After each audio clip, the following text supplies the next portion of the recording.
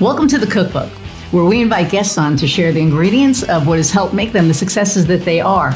All of it, the good, the not so good. You're not going to find anything half-baked here. And our kitchen gets messy sometimes. That's when the fun starts. So come on and join us.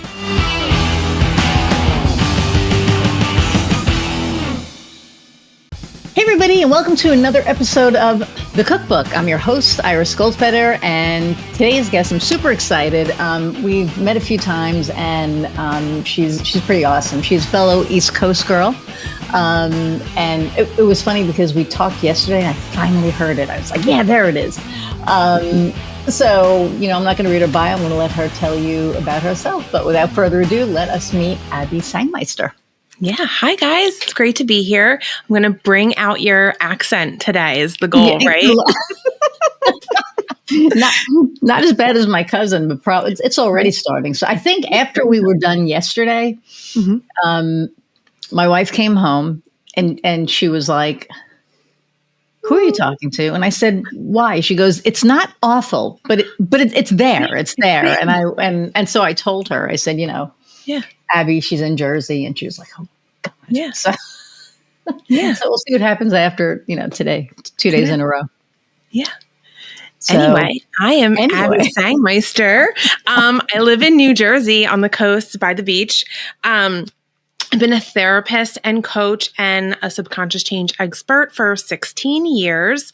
I love helping people who are on unique journeys, or they know that they're feeling stuck and they just want to shift their life and get out of the muck and the grind and move into a whole new season of their life. Also a single mom by choice. So I love sharing that journey. I decided I was going to become a mom at 40 and had my daughter at 41. I had less than 11% chance of success to have her. So I love sharing about that, and also how I'm doing that and doing my work and wanting to inspire people, whatever they want to go do, go for it. It's not impossible.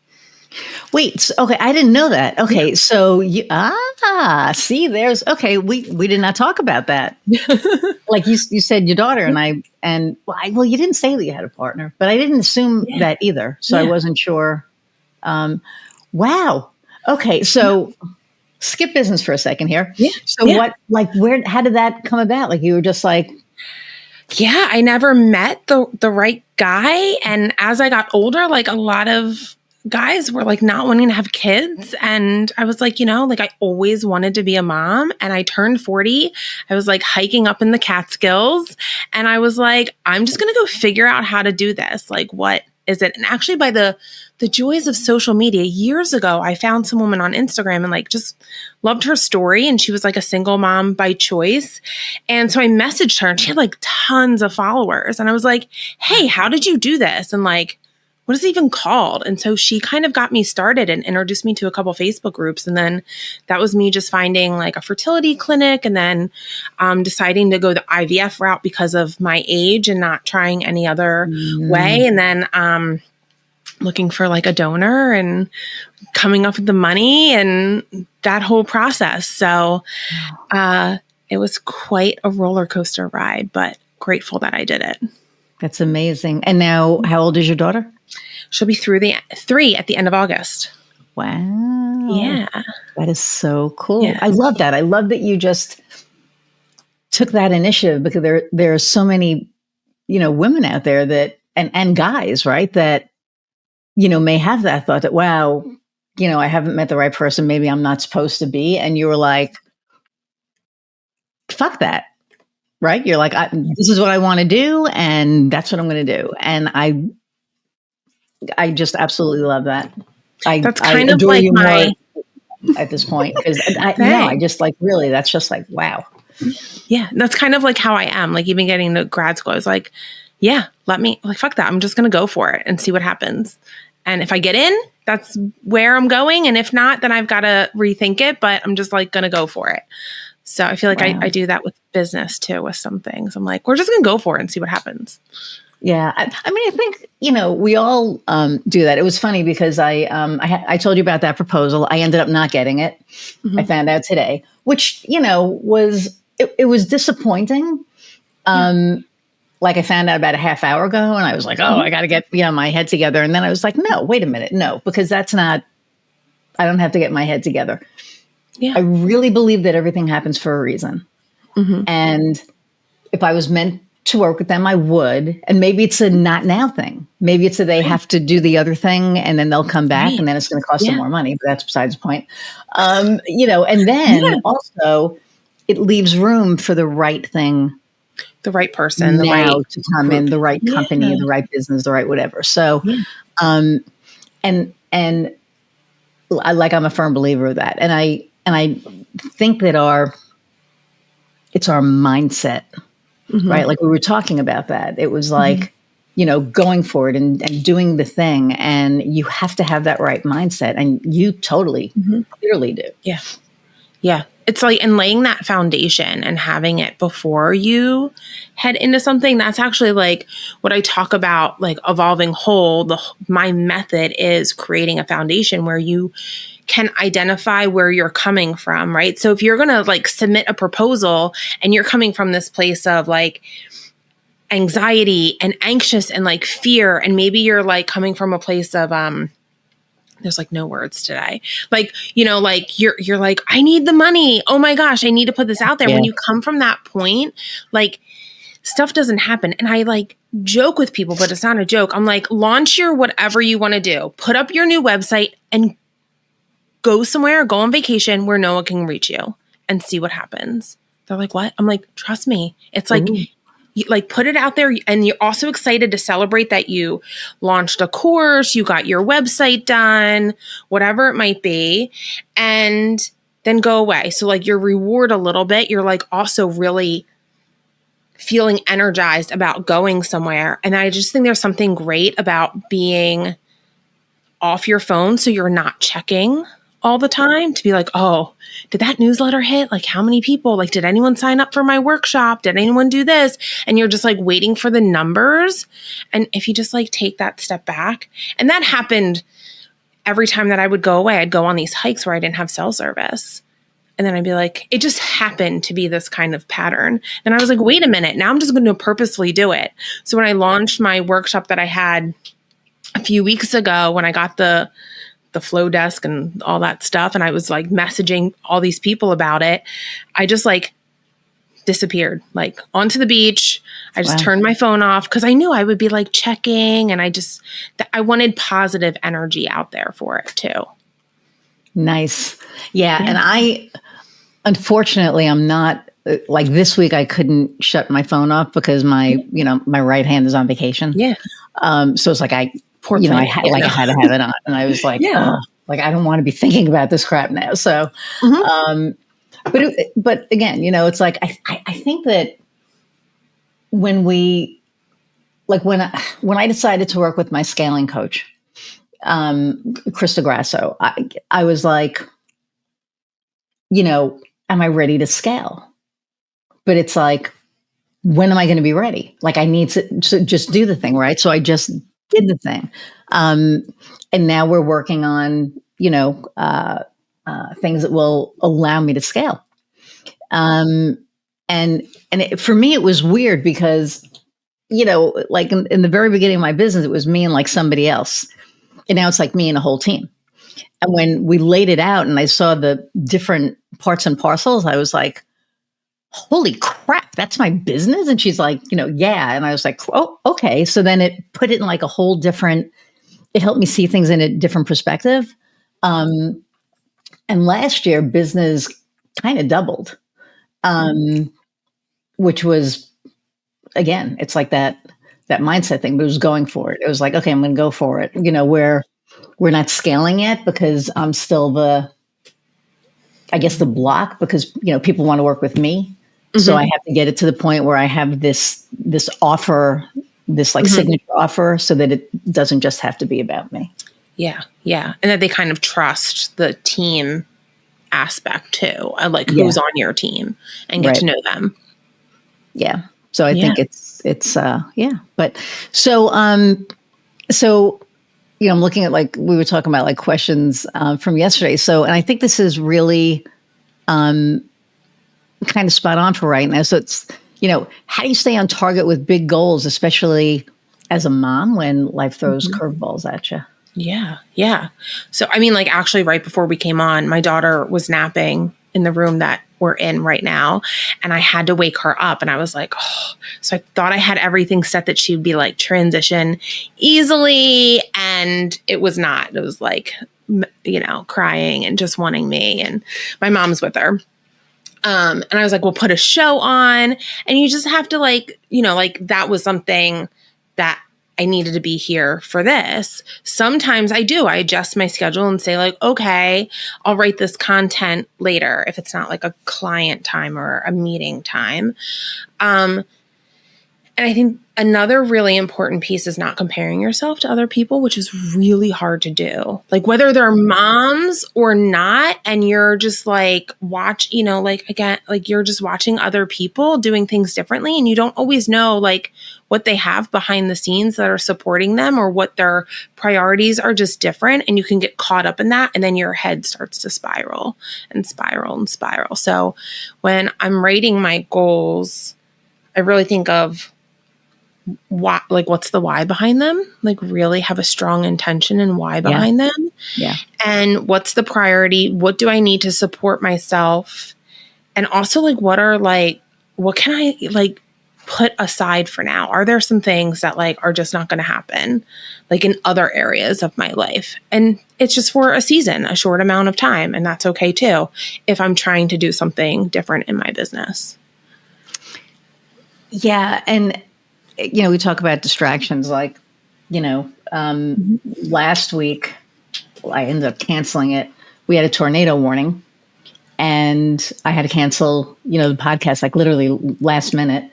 And then, today it's like, and we talked about this, it's like pea soup out there. It's like 93 degrees and it's like, thick as hell.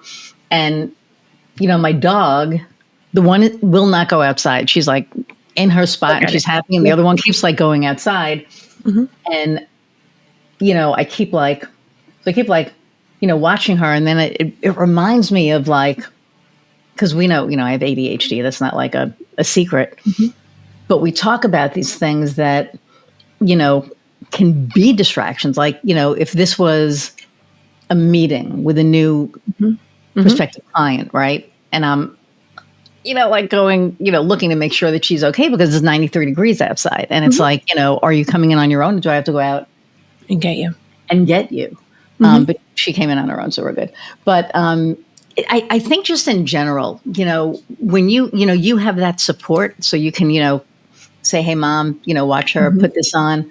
There are businesses out there that don't have that extra, we'll call it bandwidth, right? To be able to, navigate the distractions like that. So I feel that we're really lucky like that. I think you're lucky with your mom and I'm, lucky that, if I have to. And I'm, we had, oh man, when we first started this podcast, I think it was like after the first year, my coach at the time, she was my business coach, was going to be my guest and her son, was, I don't remember how old he was, but it was like in July and he's making his Christmas list. And she was like, I'm probably only going to be able to do a half hour because, he may only have 15 minutes in him. And I said, bring him on. And she was like, what do you mean? I said, I am, when I talk about authenticity, it's not just talk. I am 100%, who I am. This is my show. And, I can run it however. So I said, have him in the room. If he needs to be in the room, have him in the room. And she's like, really? So he was in the room and, he was under the blanket and we're sitting there and, we're doing the thing. And, he's like picking out 5,000 things for, I'm not even kidding. It was probably like 100 different things that he was picking out for Christmas. And she was so at ease. Like I removed the stress. It was like, bring him. Yeah. It doesn't have to like obstacles don't have to be obstacles. They can actually be, additions. And And so I felt really good that I was able to do that. And then that gave her permission to when she's, when she was going to be a guest again, to have him in the room. And she was like, basically, this is my kid. And if I'm going to be on your show, you're going to have to accept my kid. Mm-hmm. And I felt so good at that point. It was like, yay, I was able to do that. I think that we get so wrapped up in, how are people going to perceive this? Mm-hmm. Perceive this. My New York came out. How are people going to perceive this? How is it going to be received? Yeah. And I always go back to, if it is not received right, then this isn't the right show for them, right? Or that's not the right episode for them, whatever. How do you, because we're there. How do we help people get there? I mean, I know with, Fabienne, I helped her by saying, hey, Theo, can be on, but how do you give people permission to be able to be? Yeah. I think a lot of that is like, one, the stories that you've been told. And so it's not easy. My mom only watches her when I work. It's a very select few hours a week. And so there's been a lot of networking calls that I've been on in the past 3 years where my daughter's with me when they're like, Abby, it's your turn to talk. And I'm like, nope, a minute ago was my turn. Now we have a screaming baby. And I just, you just like kind of go like, you let go a little. And I think so, like that letting go, it's scary. Like, this is not me. I'm like, hold tight, like not let go person. I swear I turned 40 and everything shifted. It does. I was like letting go and I was like, I don't care. Like, this is who I am now. But that comes back to like your mindset, the stories that you've been told, like the stories that you believe are true. And I think a lot of times in businesses, you're like, well, that's not appropriate. Like, can't break the rules. Like, and I'm like, now, new Abby, 40, however old I am. Like, who made those rules? Like, why? Yeah. Like, why is that a rule? They. Who's they? I'm like, who's that? Like, my sister's like in finance and corporate. And I'm like, why do you have to straighten your hair before you go into this big meeting with your boss? It's not even like a client. And even then, I'm like, why? Like, you're not in person, you're on Zoom or whatever they use. I'm like, but who said like you can't have curly hair and be a professional? Like things like that. I'm like, but why? I have a friend that's in banking and she's, has to wear heels. And I'm like, why are we still talking about this? Like, why is this still a thing? And I think deciding who you are first and getting comfortable and then putting that out there. And you're right. The right clients. I'm not the right person for everybody. And that's okay. And like your strategies and what you do, you have the right kind of, the right clients are going to fit with you. And it's okay if you don't mesh. We shouldn't mesh with everybody. Right. Yeah, because and so like letting that go. Yeah. And I think if we do mesh with everybody, then it's very cookie cutter. It's not individualized, right? Is it real? And then are you real? Yeah. Like, are you real? Yeah. Like, no, I'm like, here I am. This is, and like you were bringing up your ADHD and I feel like it's been talked about much more in the past few years, which I love. And like ADHD has so many strengths to it too. Oh, and that, like you can, right. And so like, yeah. that's a great thing.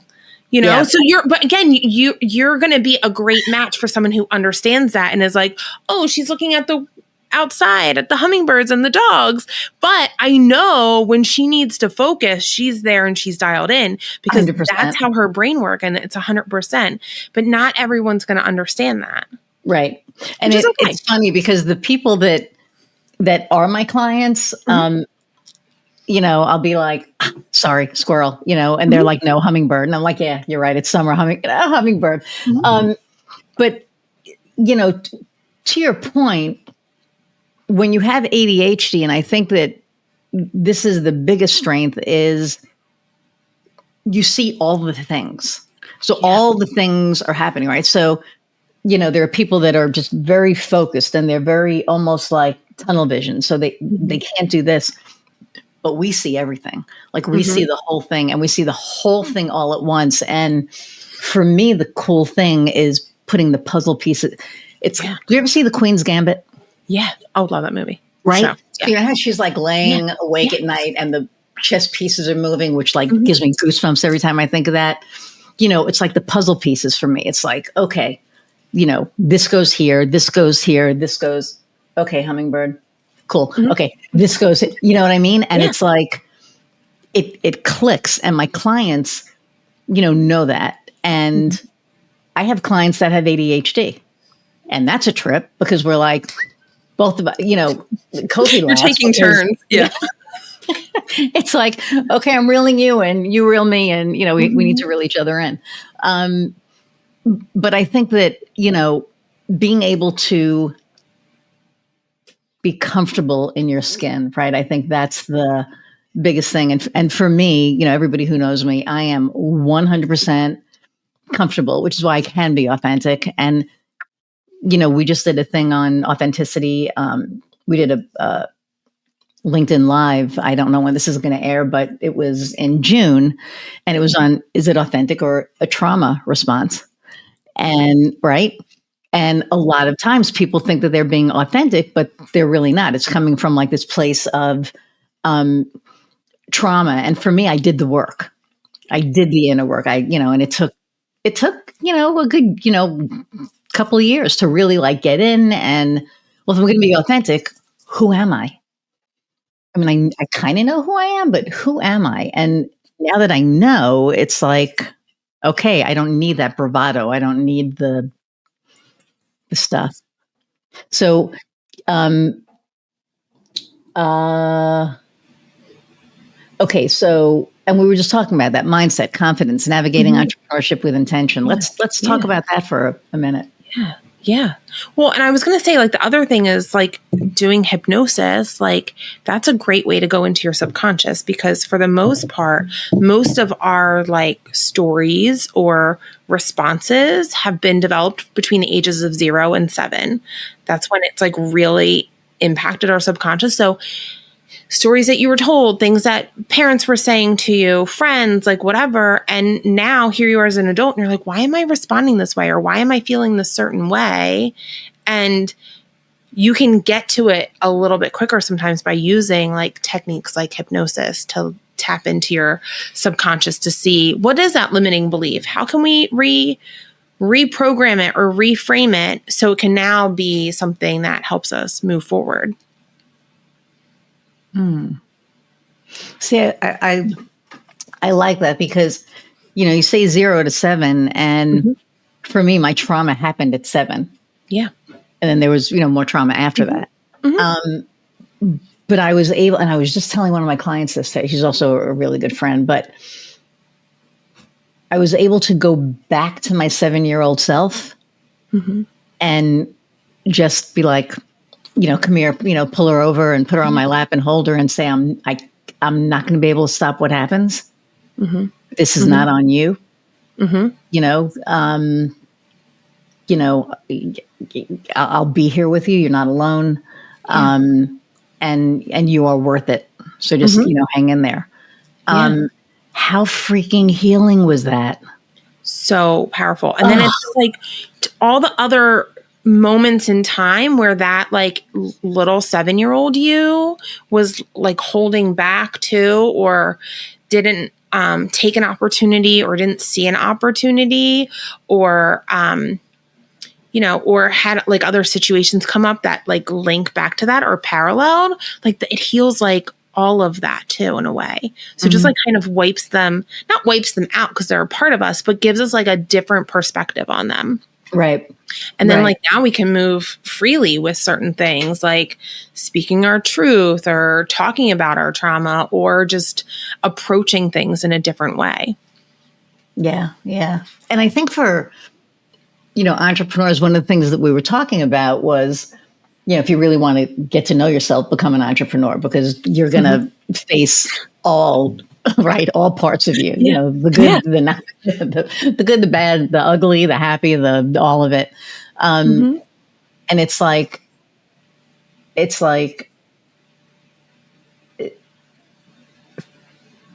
for me, I think going through it all was a really big exercise in, self-love and getting through.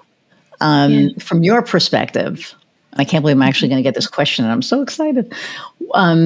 What advice do you have for somebody who's thinking about becoming an entrepreneur?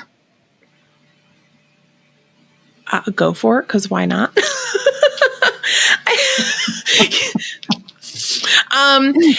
but I think like you're going to learn.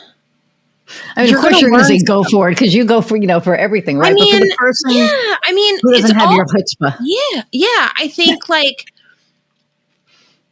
again, coming back to like why do you want to be an entrepreneur? Because I think sometimes people are like, there's like a myth of one, like I'm going to be an entrepreneur and have passive income, and I'm like, there's no such thing as like passive income to me, because like you have to build the thing, right? Yeah. And that's going to take a lot. It's not overnight. You see these people who are like, make a workbook and you'll sell this many and what, like, no, making the workbook takes some time if it's a really good workbook, right? And then like the marketing and like building community or whatever for people to purchase this said thing, like that takes time. And then you still have to be on it. Like you're not just going to be sipping, I don't know, pina coladas on the beach forever and just like hearing ka-ching.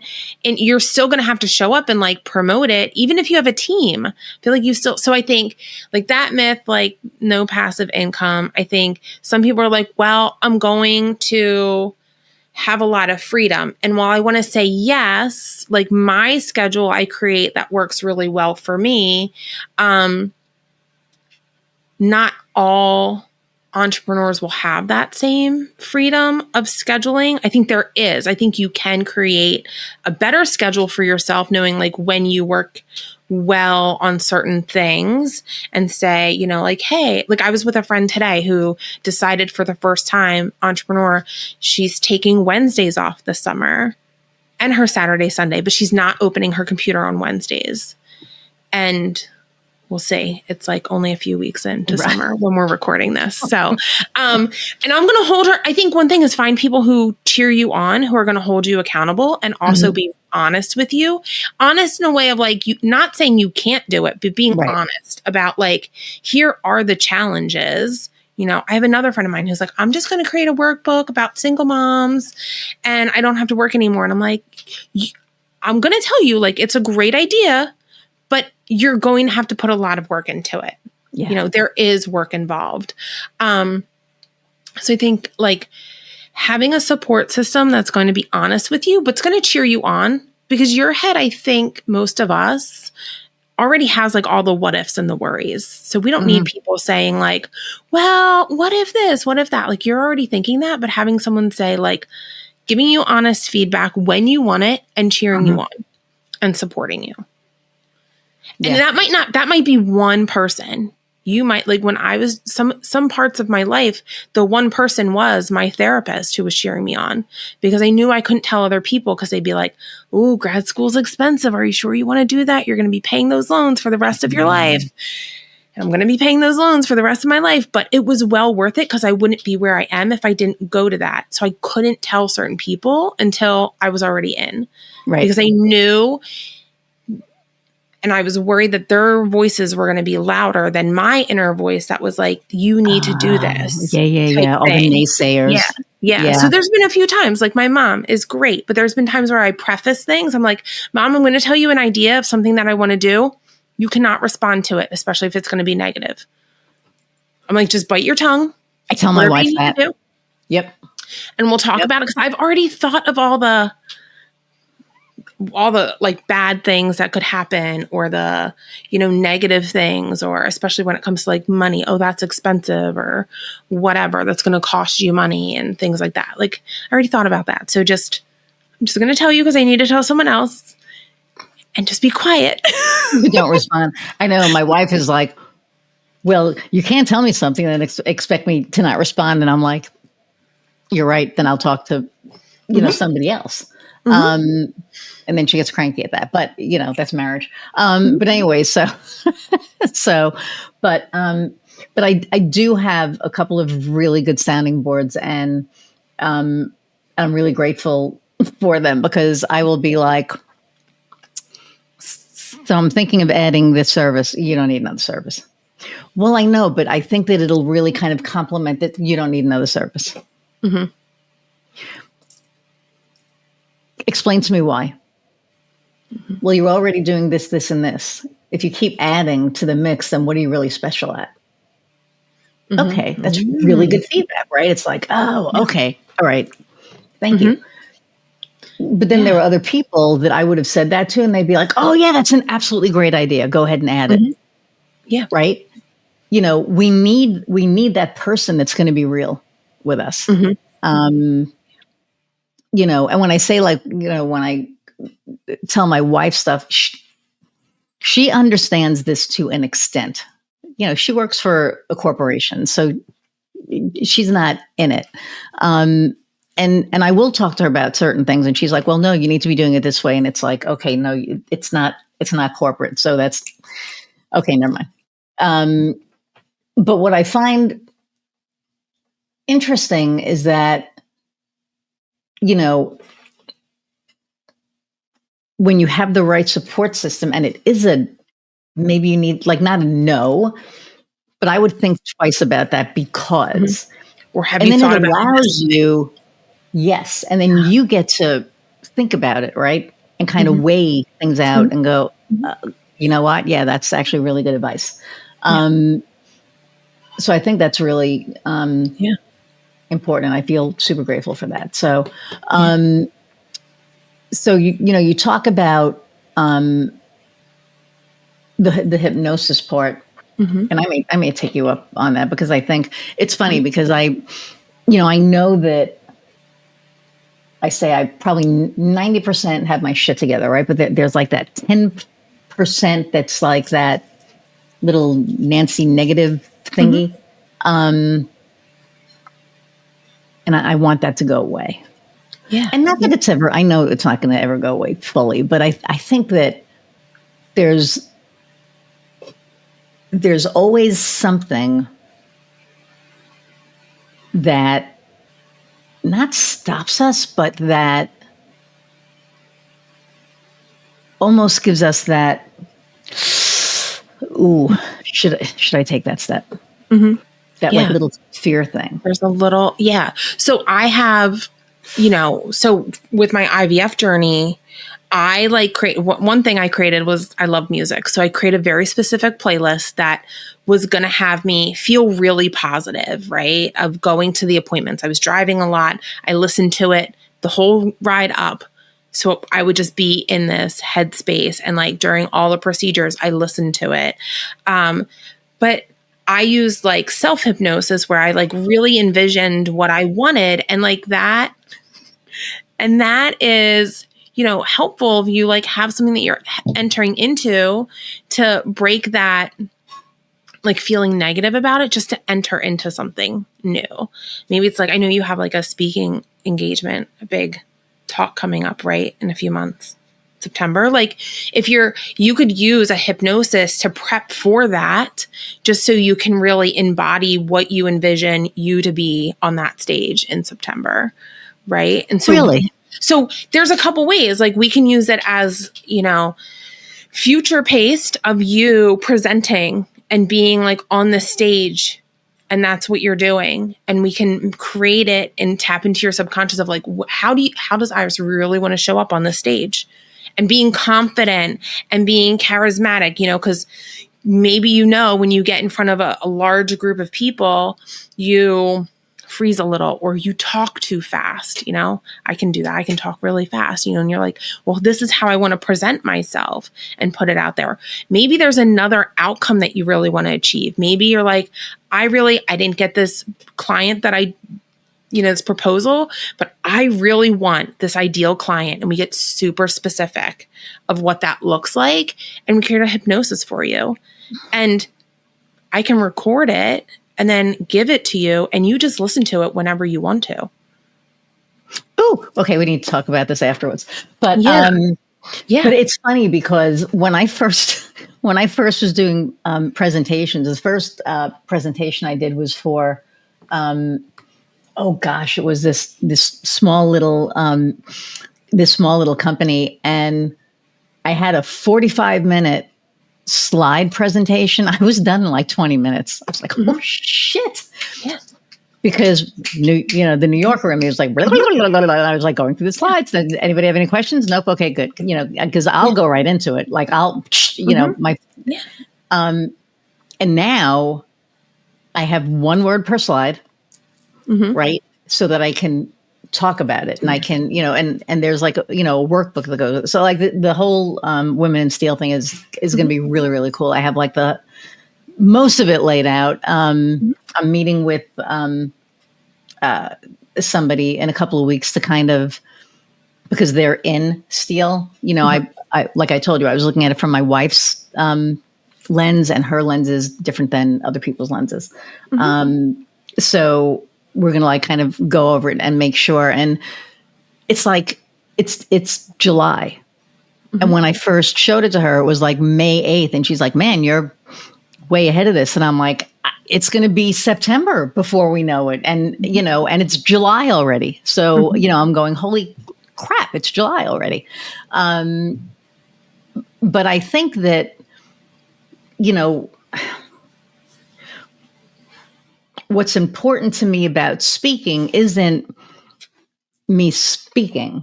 It's what message can I, that's why they went nuts. Amazon just delivered something. But, what message can I deliver that's going to bring value to people? Because I don't want to be on stage just to be on stage. I do that with my band, right? I'm up there, I'm singing and whatever.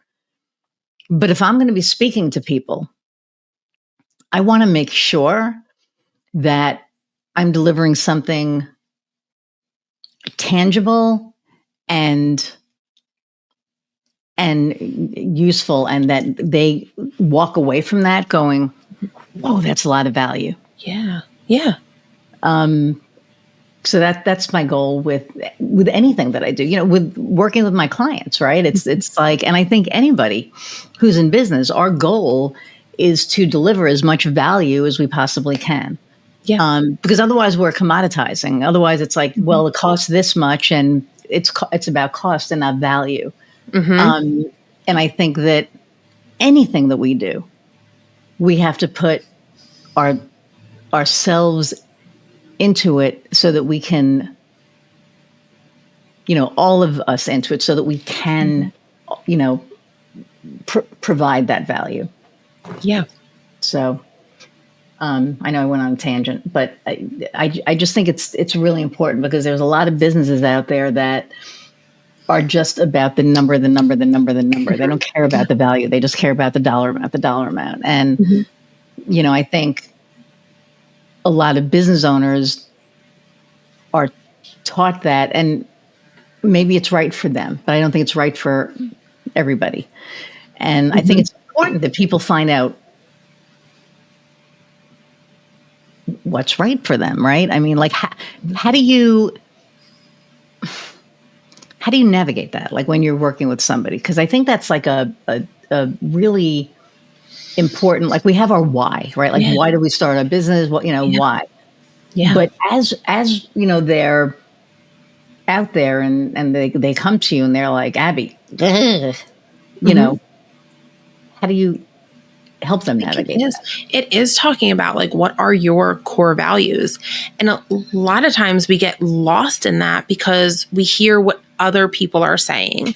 And that's like one of my big messages. Like, we listen to so much, there's so much noise out there, and people are telling you like, you need to be doing this and you should be doing this. And like, this is what's worthy, and this is what your worth is if it's tied to this number, and this is what makes you valuable, and this is what doesn't. And coming back to like, well, what are your values and what's valuable to you, and what are your like core beliefs? Because that's going to dictate how you see what you're putting out there. And I also like our worth. I think a lot of times people forget what their knowledge and who they are and their experiences are have worth to it. And I Yeah. mean, that's hard. I mean, Yes. that I will be working on for a very, very long time.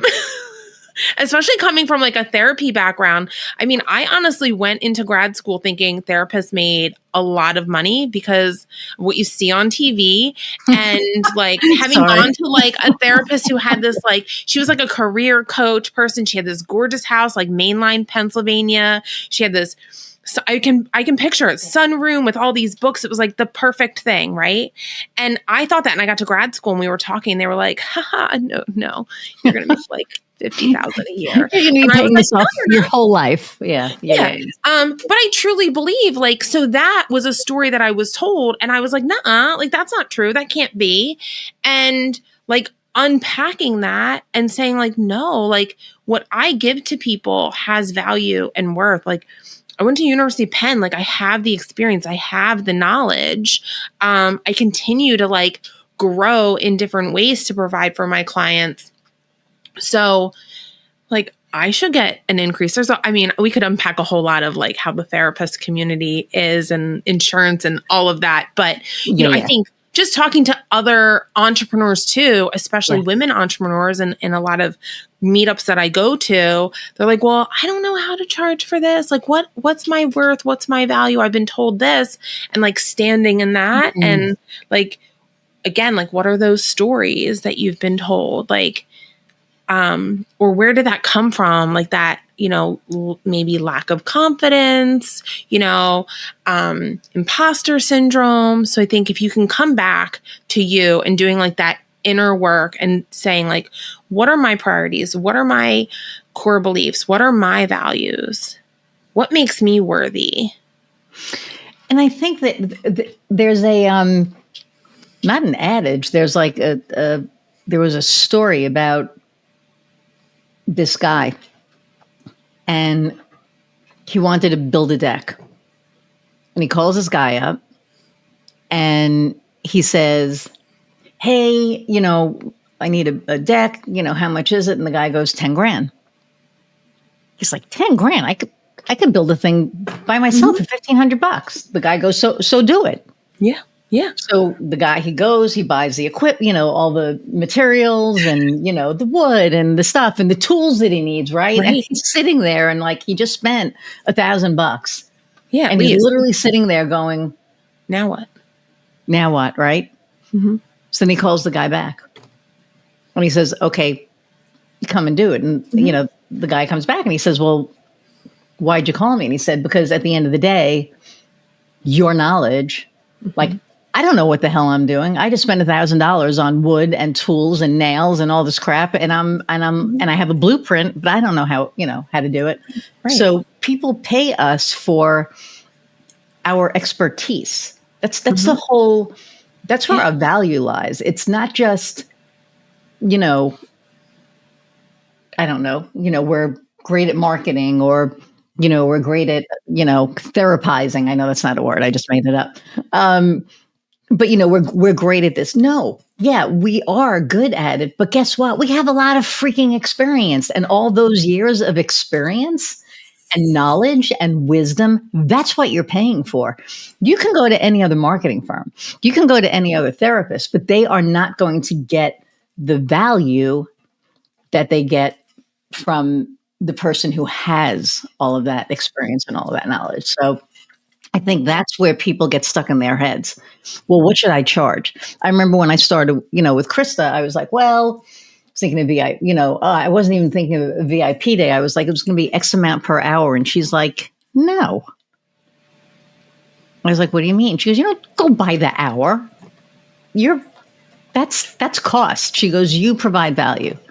Because this much for a day, for somebody to spend a day with you, picking your brain and getting all your stuff, this is what it's worth. And I was like, oh. So then, of course, I break it down, by the hour. At least my wife did. And she's like, that's pretty good, right? And it's like, I never looked at it like that. But now I look at things as projects. I mean, there are certain things that are just a website or, just SEO. But for the most part, it's projects. Like, this is the project. This is how much the project is. And it takes a while to get there, right? But I think that comes down to owning your value. Mm-hmm. Yeah. So yeah. So as a okay, so God, there's like so many like good things in here that I'm looking at. Well, here. So we're talking about our worth and our value, and our authority. Mm-hmm. I work with an astrologer. She's a strategist first, and then she's an astrologist. She's amazing. Mm-hmm. And one of the words came up for me was authority, and she's like, "I want you to start using that, right? Mm-hmm. Because you are an authority." It's like, oh yeah, I am an authority. So how do you build a business with authority and heart without losing your mind or your identity? Yeah. In the process, because that's woof. Again, it comes back to knowing yourself really and staying grounded in that. I think really getting to know you and knowing that seasons of life will change who you are, and that's okay. So like knowing yourself, like knowing where you are today doesn't mean you're going to be staying that same person all the time. But to change who you are, because I don't think it's going to change your core. Not your core, but I guess situations can make other parts of you kind of come out. Like for me, Okay. I think, so I think for me, like becoming a mom, like I already was a few years ago, I had gotten burned out years ago. And so I decided, and I thought I was doing everything right, like checked off all the boxes, doing all the things right. And I still got burned out. And then I was like, wait, where am I spending my time? What am I spending my time on? And I was like a weekend warrior, traveling, paddleboarding, doing all the fun stuff. But during the week, I was just grinding away. And I'm glad I had that experience because it set me into a place of like really deciding where I wanted to be and what I was saying yes to. Because I'm a people pleaser. The people pleaser. I'm like, yeah, sure, I'll do that. Yep, sure. And that helped. And now having my daughter, I'm like, no, there's things I just really don't want to do. And that doesn't fit into where I'm at right now. And that's okay. So I think that's where I'm trying to get at. Like you can still care about people and want to bring that and nurture relationships with people, but different priorities. You can also set limits and boundaries and they can shift. And then I think that brings authority too when you set boundaries because people respect that, you know? I think you have to. I think that like, especially nowadays, right? Because people don't think anything of shooting a text at 9:00 at night. Yeah. Oh, hey, I was thinking about this and I was on my website and it's like Saturday at 9:00 and it's like, do I respond to that? Yeah. Or do I let it go? So I respond to it and it's like, hey, I appreciate you reaching out, but it is Saturday night and it's 9:00. Mm-hmm. It's not a fire. Let's talk about this on Monday. Yeah. Mm-hmm. And it took a while to do that because normally I'd be like, oh, okay, hang on, let me look. And then, Heather's like, what are you doing? And I'm like, I'm just looking at the website. We're watching a freaking movie. I know. I'm just, you're looking at shit about the Indiana fever. I'm just looking at something, that's, it's like, no. And now I don't do it. Now, like it'll come in and I'll be like, I don't respond. And then I actually this happened, I think like last month, I did get a text from somebody on, I think it was Sunday. And I looked at it and I went, nope. And I didn't respond until Monday. And I said, hey, thanks for being patient. Not, I'm sorry, I didn't get back to you because I don't say that anymore, right? Thank you for being patient. But, you reached out on a Sunday and that's, weekends are mine. So, now let's talk about what your it was. I'm sorry. I type it, I'm sorry, or I apologize. And then I'm like, erase. Like but like first it happened. I'm like still working on that. Like, and that takes a minute, right? Yeah, it To takes be a able to minute. go, oh shoot, no, Yeah, I'm and not then you're saying like, I'm what do you sorry say? anymore. And for me, I'm like still in that stage where it's hard, and I'm like, well, what do I say instead? I'm like, all right, you think about Thank it. you for being patient. That's Right. it.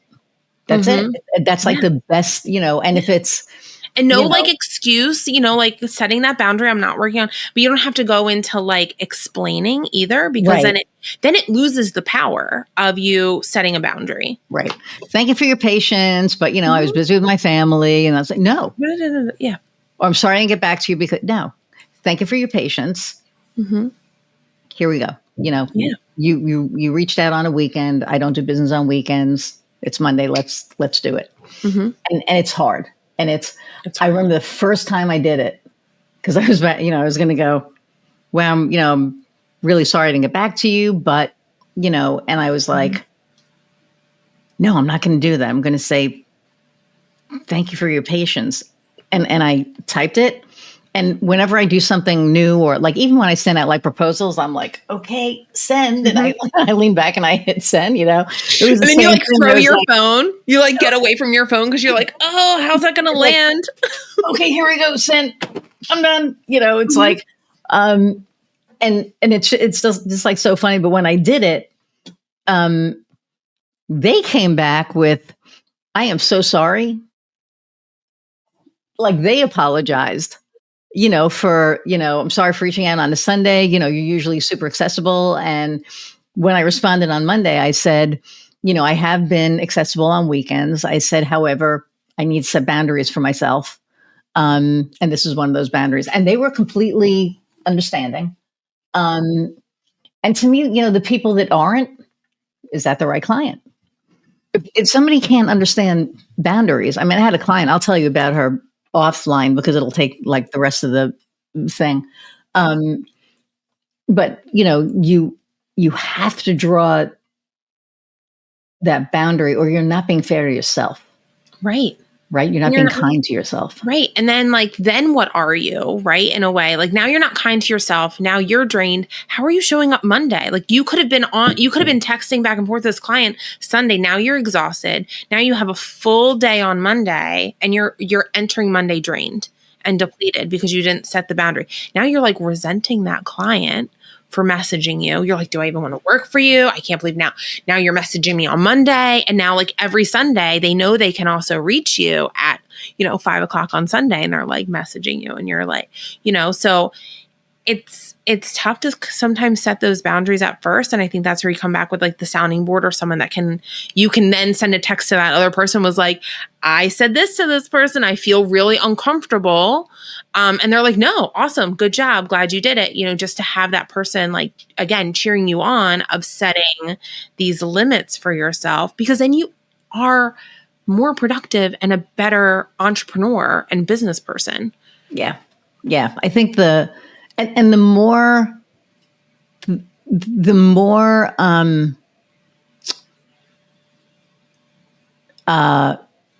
kind you are to yourself, because I think that's a kindness, right? Because you're setting that boundary because, it's something that you don't want, to do, and you shouldn't have to do it because, every other, if you go to a restaurant, they're closed on Sunday, they're closed on Sunday. You're not getting a meal. Yeah. It's not happening. Right.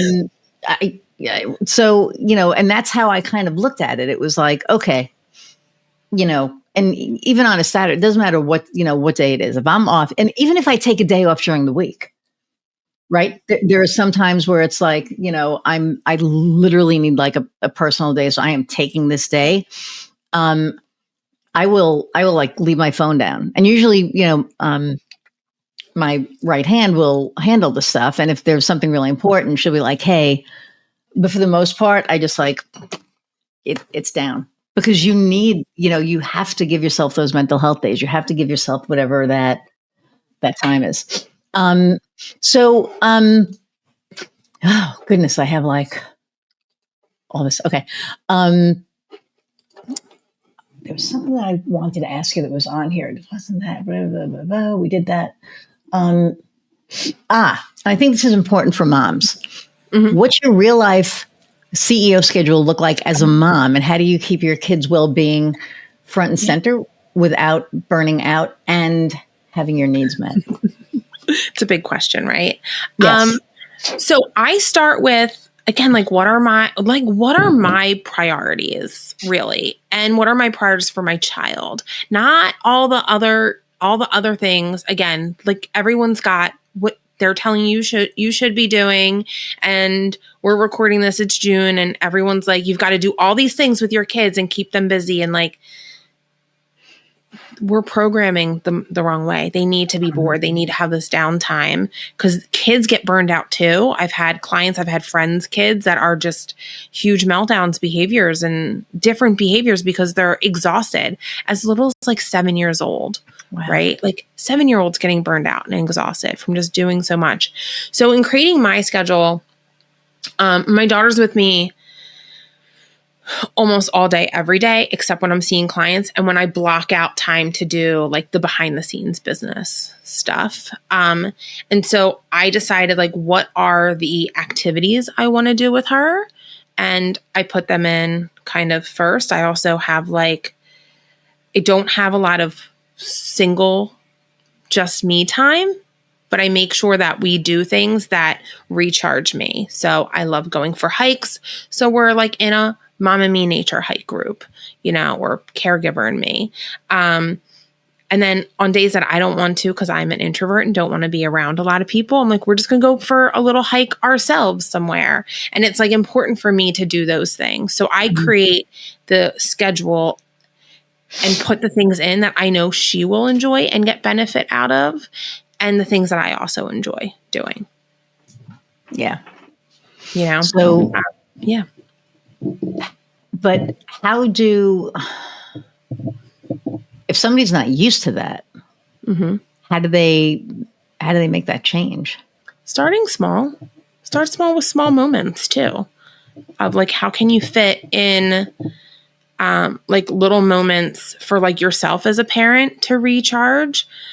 How can you find how can you bring your child into something that you love to do? Like right now, I like even work out when my daughter's around, and she might play. It's like the toughest workout because they're like running between your legs, but I'm like, I'm getting it in. Is it perfect? No. Is it like the way I used to train? No. But what's my priority, and what is it that I really want out of what I'm doing right now? And it's a season. In a few months, it's going to be completely different. And in a few years, it's going to be, before I know it, she's going to be asking for my car keys. That's probably next week. Right. But so I think it's like finding these small moments and learning about yourself too. So if you're an entrepreneur, like for me, if I sit down and I work really good in a chunk of time to batch and get things done. And then, so I make sure I have hours where I'm not putting clients, I'm not putting meetings in, and I block that out. I don't touch it for anything. It's super important. I also put things in my calendar that are really important to recharge me. I don't have as many because right now I feel fine with that. But like if you're someone who's like, I need to go do meditation every day, you put that in your calendar and put the why behind it. Here's why I love to meditate. Here's how it makes me feel when I meditate. So when that reminder pops up and you're about to schedule a doctor's appointment or a business meeting, or you're like, oh, my kid wants to go to this thing. You're like, oh no, that meditation keeps me grounded. It keeps me feeling centered. It helps me interact with my child and my family and people in business better. And here's my why. And you make it really clear. So when it comes up on your calendar and you're thinking about double booking yourself, you're like, ooh, you really think twice about it. I love that. I think that's so good. So I have like every few days, like 20 minutes blocked so I can play with them. Yeah. But I don't have the why on there. It's just, and my why is because I want them to feel loved and not see mom behind, this gate all day long and she's not accessible. Right. And so like you have that in your routine already, but if you don't, you put the, but I don't always do it. Yeah. So adding that why or like, like like maybe it's also a memory of something important. So years ago, I live at the beach. I was traveling to Wrightsville Beach, North Carolina, and I got up early. I'm not a super early morning person. I got up early, made coffee, went out on the porch and watched the sunrise. We actually had like a place on the beach, and I got to see the sunrise. And I was like, why don't I do this at home? I don't see the sunrise at home. I live a few blocks. I could walk to the beach. And so I put it in my like Google Calendar. I said, go watch the sunrise like you did in Wrightsville Beach, because I knew it was a core memory.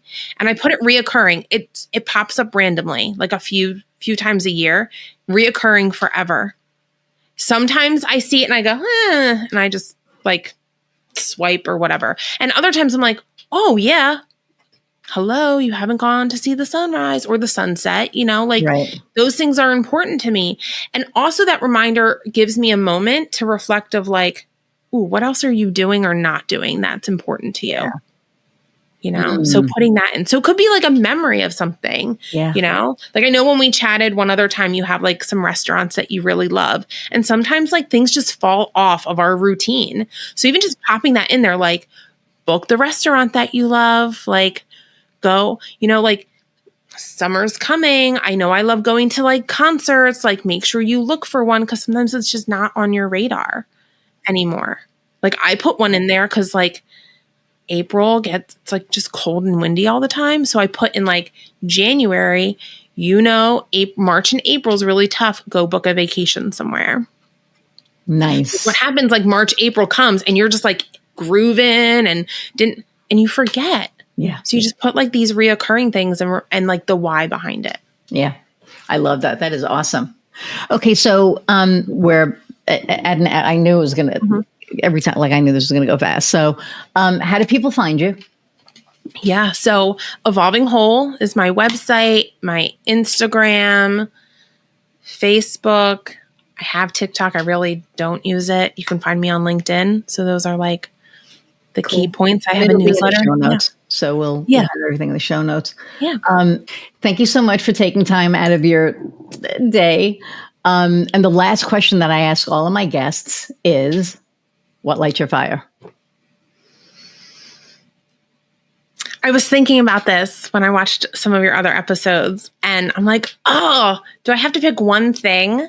No, I mean, whatever. It could be personal. It could be professional, like whatever. So really, like right now, like really honestly, like my daughter is such my dream and everything. Like if I showed you a picture, you'd be like, she looks like my clone, but she is like feisty and strong-willed and all the best things and brave. And it's just, that lights my fire, and seeing like such pure joy and laughter. And that inspires me to make sure, like I'm getting the chills, make sure I'm doing that and to remind other people, because somewhere along the lines, like we forget to like laugh and we forget like how brave we can be. And I'm trying to raise her to like have a voice, and like, by doing that, it's encouraging me to have a voice. So really, like, she lights my fire to like light other people's fire, and that lights my fire. So it's just like this whole thing, like that's a whole lot of fire. It's a lot of fire. We're like burning. I mean, we're in a heat wave here in New Jersey right now when we're recording. So and that's what it is. Indiana, so yeah, that's awesome. Thank you so much again for taking time out. Hang on one second. I'm going to say goodbye, and I'll be back. Everybody, thank you so much for hanging out an hour plus. Really appreciate you. I know I didn't do this in the beginning, so please like, share, subscribe, download, leave a review. Reviews are really helpful. And leave a comment. What did you glean from this conversation? Like, did you grab a little golden nugget out of this? Thank you all so much. The more you watch and do all the things, the more I get to do this. And this is truly my passion project. So appreciate y'all. And until next time, go out and find what lights your fire. See ya.